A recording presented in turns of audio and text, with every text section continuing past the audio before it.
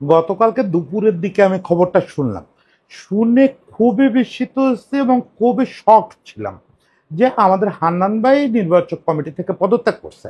এটা শকিং ছিল এই কারণে যে গত কয়েক বছরের মধ্যে আমরা আসলে ঠিক একজন নির্বাচক বলতে, আদর্শ নির্বাচক বলতে যা বুঝি, হান্নান ভাইয়ের ভেতরে প্রায় সবটাই দেখতে পাচ্ছিলাম। আমি বাকি নির্বাচকদের ছোট করতেছি না, কিন্তু হান্নান ভাই একবার আইডিয়াল সিলেক্টর ছিল। ফলে এটা আমাদের জন্য শকিং ছিল। আমরা ধরে নিয়েছিলাম যে কোনো অভিমান বা কোনো রাগারাগি করে হান্নান ভাই চলে যাচ্ছে।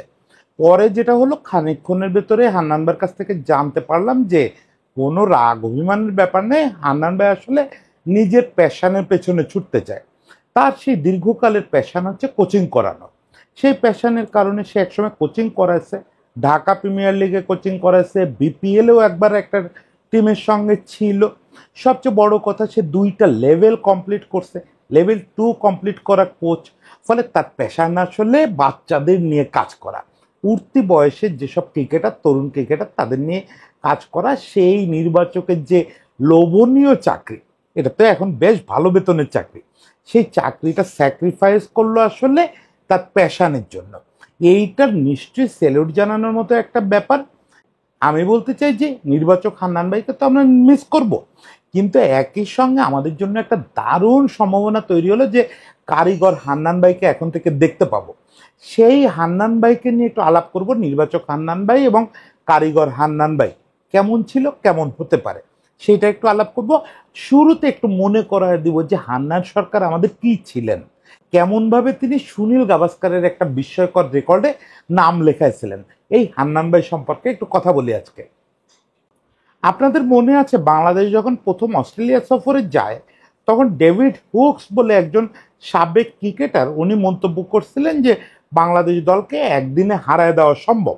এই মনে করা এবং এটা কিভাবে সম্ভব, এটা নিয়ে উনি একটা ফর্মুলাও দিছিলেন। সে ফর্মুলাটা এখন না বলি, তবে এটা সত্যি যে ওই সময়ের যে অস্ট্রেলিয়ার টিম একেবারে টপ টু বটম না বলে বললে ভালো হয়, যে 1 থেকে 15 পর্যন্ত যে টিম, সেই টিমের সামনে বাংলাদেশেরও যে টিম, তাতে আসলে একদিনে হারাটা খুব অস্বাভাবিক ছিল না। অ্যাটলিস্ট আপনি বোলিং অ্যাটাকটা দেখেন, গ্লেন ম্যাকগ্রা, জেসন গ্লেসপি, ব্রেটলি, আর ওই ম্যাচটা খেলছিল হচ্ছে স্টুয়ার্ট ম্যাকগিল। মানে আপনি কোন দিক ছেড়ে কোন দিকে যাবেন? একটা টেস্টে যদি এরকম 4টা বোলার আপনার এগেনস্টে খেলে, আপনার তো আসলে হাঁসফাঁস কাণ্ড। ব্যাটিং অর্ডারের কথা না বললাম, যে ওই টিমে 6-7 নম্বর পর্যন্ত কারা ব্যাটিং করতেন, আনবিলিভেবল একটা টিম। ওই টিম তো অপরাজয় টিম, সত্যিকারের ইনভিনসিবল টিম। সেই টিমের এগেনস্টে বাংলাদেশ খেলতে নামলো প্রথম দিন। খুবই ইন্টারেস্টিং ব্যাপার হচ্ছে, বাংলাদেশি একজন ব্যাটসম্যান 3.5 ঘন্টার বেশি ব্যাট করলো, বাংলাদেশি একজন ওপেনার। সেই ওপেনারটা আমাদের হান্নান সরকার। হান্নান ভাই আর সুমন ভাই দুর্দান্ত একটা জুটি করছিল। হান্নান ভাই ওই প্রায় সারাদিন ব্যাটিং করে 76 রানের একটা ইনিংস খেলছিল, এবং দ্যাট ওয়াজ ইনক্রেডিবল। সারা অস্ট্রেলিয়া, বিশ্বাস করেন, অস্ট্রেলিয়ার পত্রপত্রিকায়, যদিও বাংলাদেশ খেলছিল একেবারে প্রান্তিক সব ভেন্যুতে, কিন্তু অস্ট্রেলিয়ার মেইন স্ট্রিম পত্রপত্রিকায় হান্নান ভাই এবং সুমন ভাই, বিশেষ করে হান্নান ভাইকে নিয়ে হইচই হয়েছিল। সে প্রশংসার ভিতরে একটা প্রশ্রয়ের ব্যাপার ছিল, যে তোমরা ছোটরা খেলতে এসে এত কিছু দেখায় দিলে। হ্যাঁ, ওই 4 বোলারকে সামলে ওই রকম সারাদিন ব্যাটিং করা আসলেই এত কিছুর মতো ব্যাপার। হান্নান ভাই এখানেও থামলো না, সে পরের ইনিংসও 50 করলো। ইন্টারেস্টিং ব্যাপার হচ্ছে, আপনি হান্নান ভাইয়ের ক্যারিয়ার যদি এখন ফিরে দেখেন, তাহলে দেখবেন যে অ্যাভারেজ বোধ হয় 27 বা 28। খুব ইমপ্রেসিভ তো না। এখন ওই আমলে কোনো ব্যাটসম্যানেরই অ্যাভারেজ ইমপ্রেসিভ ছিল না। আমরা আশরাফুল আমাদের সেরা ব্যাটসম্যান বলি, তার অ্যাভারেজ কত? 28 না 29। সুমন ভাইয়ের অ্যাভারেজও খুব ভালো না, এদের চেয়ে একটু ভালো, খুব ভালো না। মানে আন্তর্জাতিক মানের অ্যাভারেজ আমাদের ওই সময় কারোরই ছিল না। হান্নান ভাইয়ের কিন্তু শুরুর দিকে অ্যাভারেজ প্রথম 8-10 টেস্টে দুর্দান্ত ছিল। দেখেন তার ক্যারিয়ারে 50 হচ্ছে 5টা নাকি 6টা টেস্ট 50 সম্ভবত। তার ভেতরে 4টাই সাউথ আফ্রিকার অস্ট্রেলিয়াতে। অস্ট্রেলিয়াতে ওই সিরিজে এসে 3টা 50 করছে। যে লোক বিদেশের মাটিতে, এবং সেটা সেনা কান্ট্রিতে, মানে সাউথ আফ্রিকা এবং অস্ট্রেলিয়ায় এরকম সাবলীল ব্যাটিং করে। এই যে আমার থাম্বে একটা ছবি ইউজ করছি, ছবিটা এখন আবার দেখতে পাচ্ছেন। এটা একটা কাভার ড্রাইভ। এটা কারে করতেছে জানেন? ব্রেট লিরে করতেছে। এই কাভার ড্রাইভ যে লোক অস্ট্রেলিয়ার মাটিতে বসে ব্রেট লিরে করতে পারে, শটের পর এই ফলত্রু ছবির মতো ব্যাটিং। নিঃসন্দেহে আমি দাবি করব, আমি তো চোখের সামনে দেখছি যে বাংলাদেশে জন্মানো one of the best ever টেকনিকের ব্যাটসম্যান হচ্ছে হান্নান ভাই। কিন্তু দুর্ভাগ্যজনকভাবে টেকনিকই তার শেষের কারণ হয়েছে, একটা টেকনিক্যাল ফল্ট। সে ফল্টটাকে এখন বিরাট কোহলি যেটাতে ভুগতেছে, যে অফ স্টাম্পের বাইরে ফিফথ আর সিক্সথ স্টাম্পের বল, ওই বলটায় একটা খোঁচা দিয়ে নিক হয়ে আউট হয়ে যাওয়া।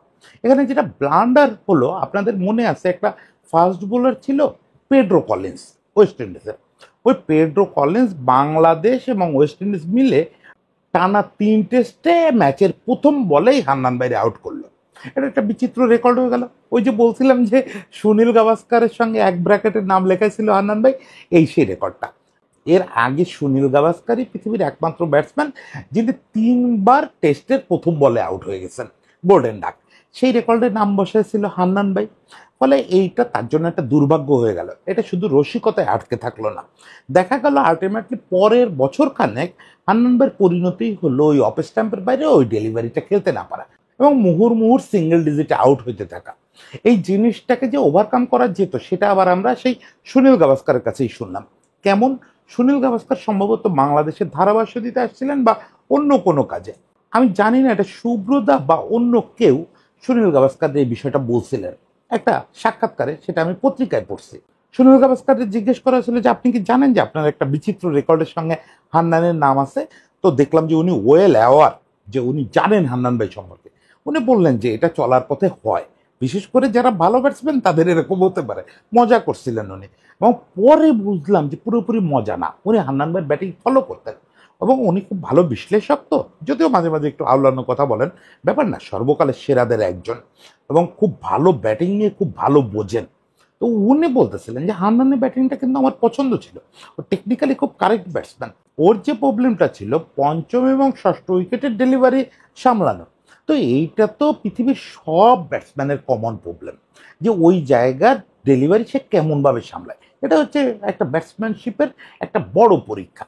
তো এই জায়গায় তার প্রবলেম হচ্ছিল, এটা নিয়ে তো একটু কাজ করতে হতো। কোনো একজন টেকনিক্যাল বিশেষজ্ঞ কাজ করলে এটা ওভারকাম করতে পারতো। কিন্তু ওর হাতে যত সুন্দর সুন্দর শট ছিল, যে সুন্দর কাভার ড্রাইভ করতে পারতো, দুই স্কোয়ার দিয়ে যে সুন্দর খেলতে পারতো, এটা তো তোমরা মিস করছো। ওই দিন ওইটা পড়ার পরে আমার মনে হলো ও পর্যন্ত তো আমার আজও পর্যন্ত কোনো টেকনিক্যাল জ্ঞান নাই, ও পর্যন্ত একদমই ছিল না। তখন আমি ভাবলাম যে তাহলে কি হান্নান বাইরে আমরা একটু টেকনিক্যাল সাপোর্ট দিতে না পারে হারাইলাম? আসলেই তাই। আমি এখন পিছন ফিরে দেখলে বুঝি যে ডেভ ছিলেন ওই সময়, ডেভ আমাদের জন্য নমস্য, আমাদের অনেক দূর আগায় দিয়ে গেছেন। কিন্তু ডেভ না টেকনিক্যাল ব্যাটিং কোচ না, তখন তো আমাদের বিশেষজ্ঞ কোনো ব্যাটিং কোচ ছিল না। ডেভ একজন গুড ম্যানেজার, কিন্তু ডেভ তো টেকনিক্যালি অত বড় কোচ না, টেকনিক্যাল সাইড থেকে আপনি যদি দেখেন। ফলে ডেভ না পারছে হান্নানবার ওই ব্যাপারটা সমাধান করতে, না পারছে প্রপারলি তারা মোটিভেটেড করতে। দরকার ছিল হান্নানবার ওই সময় সুনীল গাভাস্কারের মতো কারো কাছে একটু পৌঁছানো, যে তারে টিপস দিবে, যে বলবে যে এই সমস্যা থেকে কিভাবে বের হয়ে আসতে পারবে। দুর্ভাগ্য আমাদের সে সময় কারো সাপোর্ট হান্নান ভাই পায় নাই। ফলে আমরা আমাদের ইতিহাসের অন্যতম সেরা টেকনিক্যাল ব্যাটসম্যানকে মিস করছি। যাই হোক, হান্নান ভাই অবশ্যই এই মিসটা খুব একটা ধরে রাখে নাই। সে অবসর নেওয়ার পরে খুব দ্রুত কোচিংয়ে চলে আসছে।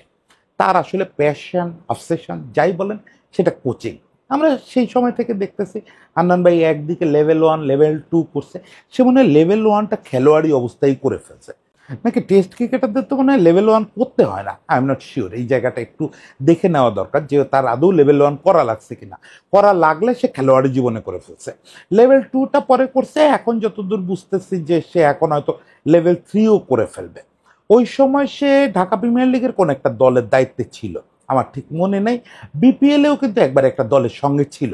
সবচেয়ে বড় কথা, তার ভেতরে আমাদের এই যে চাচা সুলভ, মানে খালেদ মাহমুদ সুজন সুলভ একটা ব্যাপার আছে।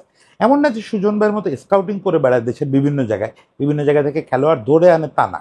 কিন্তু সেই ইয়াং এজের যে খেলোয়াড়, এদের সঙ্গে তার একটা দারুণ বন্ডিং। এই জিনিসটা আপনারাও দেখবেন, তার ফেসবুকে যদি আপনারা থাকেন বা ফলো করেন, তাহলে দেখবেন যে সে আসলে ব্যাপারটা কেমন এনজয় করে। এই যে 2020 ওয়ার্ল্ড কাপ আমরা জিতলাম, সেই সময় থেকে শুরু করে আজকে আজিজুল হক তামিমের যে দলটা, এই সবগুলো দলের সবগুলো খেলোয়াড় যদি একটা লোকের সঙ্গে কমনলি ভালো সম্পর্ক থেকে থাকে, সেটা হচ্ছে হান্নান ভাই। মানে ওদের সবার পার্সোনাল ব্যাপার স্যাপার সব কিছু হান্নান ভাই জানে এবং ওরা শেয়ার করে। আবার হান্নান ভাই ওদের সঙ্গে দমকায়ও কথা বলে। ওই দিন কমেন্ট্রিতেও দেখতেছি মোহর কেন এত কম পেসেও শর্ট বল করতেছে, এটা নিয়ে এসে ওইখানে দমক দিচ্ছে। আমার মনে হলো মোহরের হাতের কাছে পাইলে খুব একটা দমক দিয়ে দিত। এটাই তাদের রিলেশন। মোহর বলেন বা এই জেনারেশনে যারা বলেন, আজিজুল হক, তামিম টামিম, এরা সবাই, এই তানজিম সাকিব, নাহিদ রানা, সবাই ব্যাপক হান্নান ভাই ভক্ত। সেটা একটা প্রমাণ আপনারা দেখছেন, কদিন আগে সে 2020 চ্যাম্পিয়ন টিমটা রিঅ্যাক্ট করছিল, সবাই মিলে একটা রিইউনিয়ন করলো, বেশ মজা করলো, এটা একটা ভিডিও পাবলিশ করছে। সে কিন্তু তার একটা বড় সময় কাটে এইসব খেলোয়াড়দের সঙ্গে। হ্যাঁ, একটা সময় সে এজ লেভেল সিলেক্টর ছিল, ফলে এদের সঙ্গে সখ্যতা হওয়া স্বাভাবিক, কিন্তু সেই পর্বতে সে অনেক বছর পার করে আসছে। এখন মাঝে মাঝে অ্যাসাইনমেন্ট হিসাবে কোনো কোনো এজ লেভেল দলের সঙ্গে যায়, যেমন সর্বশেষ আন্ডার 19 এশিয়া কাপে গেছিল। কিন্তু এই যে খেলোয়াড়দের সঙ্গে এই সম্পর্কটা, এখনকার যে আন্ডার 19 টিমগুলো, এগুলোর সঙ্গে তো তার সম্পর্ক থাকার কথা না, কারণ এগুলোরে তো সে নির্বাচন করে দেয়, কিন্তু সে রাখে। এই রাখাটা অনেকগুলো উপকার করে। সেটা হচ্ছে ওই যে শুরুতে বলছি যে সে সো কল্ড নির্বাচক না, মানে শুধু ডেস্ক ওয়ার্ক করলাম বা ফর্মালি মাঠে মাঠে ঘুরে একটু রিপোর্ট করে খেলোয়াড় বাছাই করলাম, ওই টাইপের না। আমি এখনকার আবারও বলি, কোনো সিলেক্টরের ছোট করতেছি না।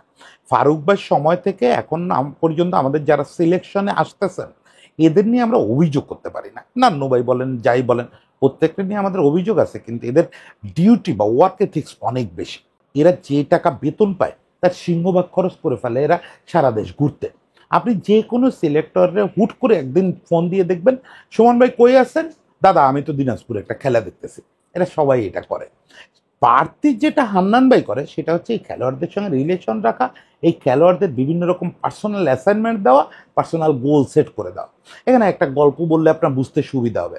আমাদের শামীম পাটোয়ারি এই যে বিপিএলে খুব ভালো করলো, ওয়েস্ট ইন্ডিজ ট্যুরে খুব ভালো করলো, কেমনে করলো? আপনার পেছনের গল্পটা একবার জানেন, একটু খোঁজ দেন যে এইটার পেছনে একটা লোকের একটা বড় ভূমিকা আছে। সেটা কেমন? আমাদের যখন T20 ওয়ার্ল্ড কাপের আগে প্রাইমারি ক্যাম্প হবে, তার আগে একটা ফিটনেস টেস্ট হলো বঙ্গবন্ধু স্টেডিয়ামে, গুলিস্তানে। ওখানে বিশাল এক ঝাঁক ক্রিকেটার নিয়ে আমাদের কন্ডিশনিং কোচ, ট্রেনার, দু একজন সিলেক্টর সবাই গিয়ে হাজির। ওর ভিতর থেকে তারা হয়তো 30 জন বা 25 জন, কয়জন মনে নেয়, বেছে নেবে। তাদের সবাইকে ফিটনেস টেস্ট দিতে হবে। ওই টেস্টে সবচেয়ে খারাপ করলো আমাদের শামীম। মানে সেই সময় তার এই পেট বড় হয়ে গেছে, নিতম্বটা বড় হয়ে গেছে, ঠিক মতো দৌড়াইতে পারে না, মানে দৌড়ায় সবার পিছনে পড়ছে।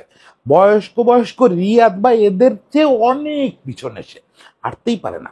যে ছেলের মূল সুনাম হচ্ছে অ্যাথলেট হিসাবে, বলা হয় বাংলাদেশে এই জেনারেশনের সবচেয়ে ভালো অ্যাথলেটিক ফিল্ডার এবং অ্যাথলেটিক বডির অধিকারী শামীম, এবং যে ফ্লেক্সিবিলিটি তার বডিতে, সে তো প্রায় 360 ব্যাটিং করে। সেই ছেলের অবস্থা যাচ্ছে তাই, ঠিক মতো হাঁটতে পারে না। তখন হান্নান ভাই ওরে সাইড লাইনে ডেকে নিল, নিয়ে বললো তুই ক্রিকেট খেলতে চাস? আমি বললো স্যার চাই। তো বললো তাইলে তোরে আমি একটা টার্গেট দিই, তুই আগামী এই কয় মাসের মধ্যে তোর ওজন কমাবি এতটা, তারপরে তোর রানিং স্পিড বানাবি এইটা, এবং তোর এই এই জায়গায় কারেকশন করতে হবে, পেটে এইটুকু মেদ কমাবি, এই জায়গায় এইটুকু মেদ কমাবি, এই করে তুই আমার সামনে আসবি। যদি সত্যি সত্যি এই টার্গেটটা ফুলফিল করতে পারিস, তোরে আমি চান্স দেবো। তোরে আমি সরাসরি ন্যাশনাল টিমে তো নিতে পারবো না, কিন্তু আমি তোর পথ করে দেবো। দেখেন শামীম এই চ্যালেঞ্জটা নিছে। শামীমরে আমি স্যালুট জানাই যে শামীম এই চ্যালেঞ্জটা নিছে। হান্নান ভাই ব্যবস্থা করছে তার প্র্যাকটিসের, যে স্টেডিয়ামে বিভিন্ন ফ্যাসিলিটিস পাইছে, সে প্র্যাকটিস করছে, তারে হেল্প করছে কোচরা। কিন্তু বড় কথা শামীম চ্যালেঞ্জটা নিছে। তার চেয়ে বড় কথা হান্নান ভাই কথাটা রাখছে। ও যখন ওই প্যারামিটারগুলো পার করে এসে হান্নান ভাইয়ের সামনে দাঁড়াইছে, হান্নান ভাই সিলেক্টরদের বলে ওকে এইচপি টিমে ঢুকাইছে। ঢুকায় ওর অস্ট্রেলিয়ায় পাঠাইছে, ওই যে টপ এন্ড T20টা হলো না 8 দলের, ওখানে ওখানে শামীম কার্যত ফাটায় দিল। এরপরে আরও দুই একটা কি ঘরোয়া টুর্নামেন্ট বা সিরিজ টিরিজে হান্নান ভাই ওরে পাঠালো, ভালো করলো। পরে তো আপনারা দেখলেন আলটিমেট রেজাল্টটা কি হলো, শামীম পুনরায় ফিরে আসলো। দেখেন, একজন সিলেক্টর বলতে আমি এই বুঝি, একজন সিলেক্টর মানে ডেস্ক ওয়ার্ক করার না। ডেস্ক ওয়ার্কের যুগ থেকে বাংলাদেশ সরে আসছে। তারপরেও যেটা আমরা আমাদের সিলেক্টররা করেন, এটা হচ্ছে তাদের ডিউটি। আমি সিলেক্টর বলতে বুঝি যে ডিউটির চেয়ে বেশি কিছু করা, মানে নিজেকে ওই জায়গায় উজাড় করে দেওয়া। এই যে হান্নান ভাই যেটা করে, যে পাইপলাইনের খেলোয়াড়দের সঙ্গে সুসম্পর্ক রাখা, ওদের নিয়ে পার্টি করা, ওদের নিয়ে গ্যাদারিং করা, ওদের পার্সোনাল প্রবলেম বোঝা, ওদের যদি টেকনিক্যাল কোনো প্রবলেম থাকে কোচদের সঙ্গে যোগাযোগ করা দেওয়া, নিজের কোচিং অভিজ্ঞতাটা শেয়ার করা, এবং এই যে যারা ঝরে যেতে পারে তাদেরকে আবার অ্যাসাইনমেন্ট দিয়ে, টার্গেট দিয়ে গোল সেট করে ফিরায় আনা। এই হচ্ছে নির্বাচকের একটা হলিস্টিক রোল। নির্বাচকের কাগজে কলমে কাজ হচ্ছে দল নির্বাচন করা, কিন্তু নির্বাচকের কাজ শুধু এটা না। আমি সব সময় বলি কোচ, নির্বাচক, এদের হলিস্টিক একটা অ্যাপ্রোচ দরকার। এরা শুধুমাত্র কাগজে যেটুকু বলা হয়েছে জব ডেসক্রিপশনে ওইটুকু যদি করে ওই দেশের ক্রিকেট আগাবে না। আমাদের দেশের ক্রিকেট তো এখনো কোনো কাঠামোতে ঢোকে নাই। আমাদের দেশের ক্রিকেটে এখন অর্জুন রানাতুঙ্গার দরকার, সিদ্ধার্থ হৈটমণির দরকার, যারা কিনা আমাদের দেশের ক্রিকেটকে তাদের জব ডেসক্রিপশনের বাইরে বের হয়ে আগায় দেবে। এখন এই নির্বাচক হান্নান ভাইকে আমরা মিস করব, কোনো সন্দেহ নাই, আমি মিস করব, খুব মিস করব। কিন্তু একটা সুবিধা হচ্ছে যে হান্নান ভাই তো কোচিংয়েই ফিরতেছে।